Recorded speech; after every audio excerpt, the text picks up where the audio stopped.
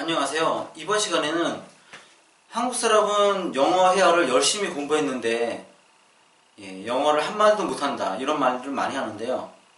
진짜 한국 사람은 영어 회화를 열심히 공부했는지 이것에 대해서 말씀을 드리겠습니다. 내가 진짜 영어 회화를 공부하고 있는지 없는지 판단하는 기준이 있습니다. 만약에 영어 문자로 된 교재를 가지고 공부를 하고 있다면요, 여러분 영어 회화를 공부하고 있는 게 아닙니다.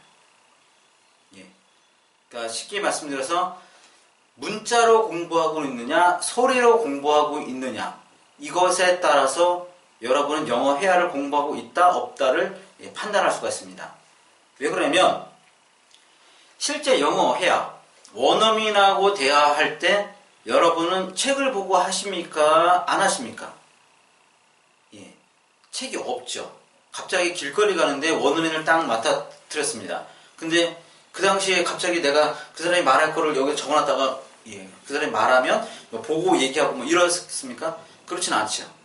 그래서 원어민하고 갑자기 맞닥뜨리면 책이 없는 겁니다. 교재가 없어요. 영어 문자가 없이 오로지 소리로만 의사소통이 돼야 됩니다. 그게 진짜 영어 회화 환경이라고 하는 거죠. 상황이라고 할 수 있습니다. 그래서 한국 사람은 이제까지 그 영어 회화를 열심히 했는데 영어 회화가 안 되는 게 아니라요. 영어 회화를 공부한 적이 한 번도 없습니다.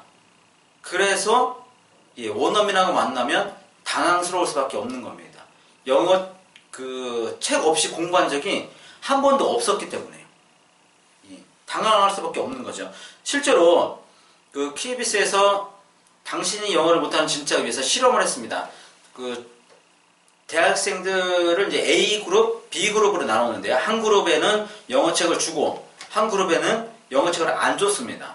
그랬더니 영어책을 준 그룹은 당연히 이제 그 뭐 다이얼로그나 뭐 이런 거 하죠. 읽고 그다음에 상대방께 나눠서 A, B로 하고 거기 나와 있는 표현들을 외우고 뭐 일상적인 우리가 그 영어 수업 시간에 하는 것들을 합니다. 근데 B라고 하는 그 영어 교재를 안 준 그룹은 잠시 동안 멍하죠. 뭘 해야 되지? 실제 상황하고 똑같은 겁니다. 물론 그 다음에는 이제 그 뭐 이끄는 사람이 우리 뭘 어떻게 하자 이렇게 제안을 해서 그 시간을 채웁니다. 본인들의 이야기를 글로 적어서 발표하는 시간을 갖던가 이렇게 했던 것 같아요. 결국은 글로 적었죠. 거기도 문자가 있습니다. 그렇게 되는데요.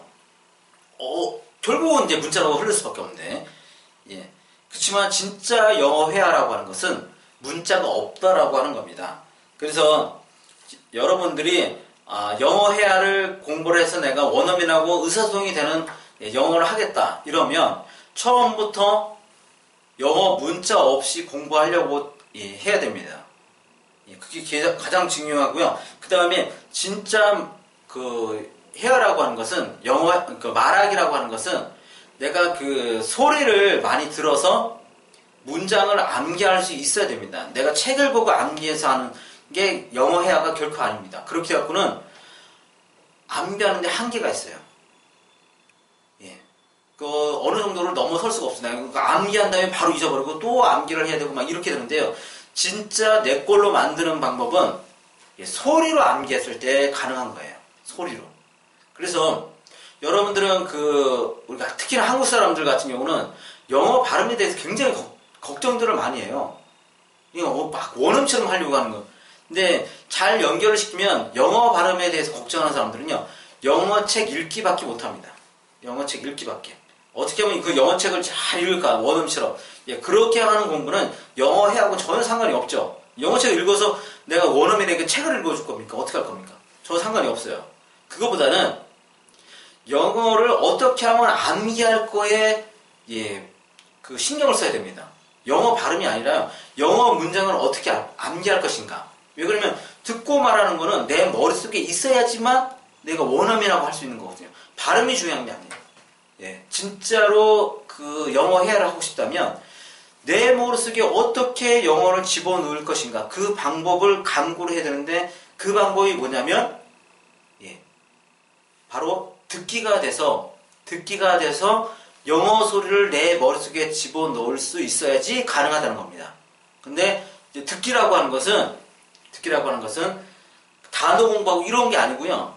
듣기라고 하는 것은 상대방의 말을 듣고 따라할 수 있어야지 듣기가 되는 겁니다.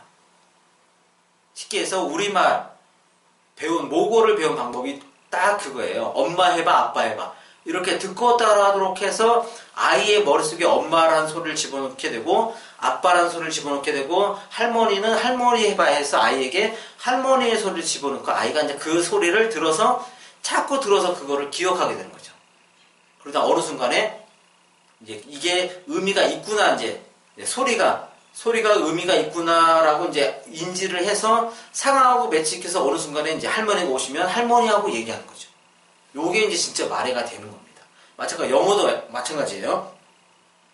그러니까 듣기가 되도록 만들어서 영어 소리를 암기를 해서 내가 그 상황하고 매치시켜서 말을 하면 그게 바로 영어 회화라고 하는 겁니다.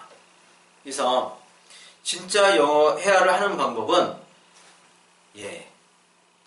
교재를 가지고 하는 게 아니라 교재라는 건 결국 이제 문자라는 거죠. 문자를 가지고 공부하는 게 아니라 소리로 가지고 공부를 해야지만 영어 회화를 한다라고 할 수 있습니다.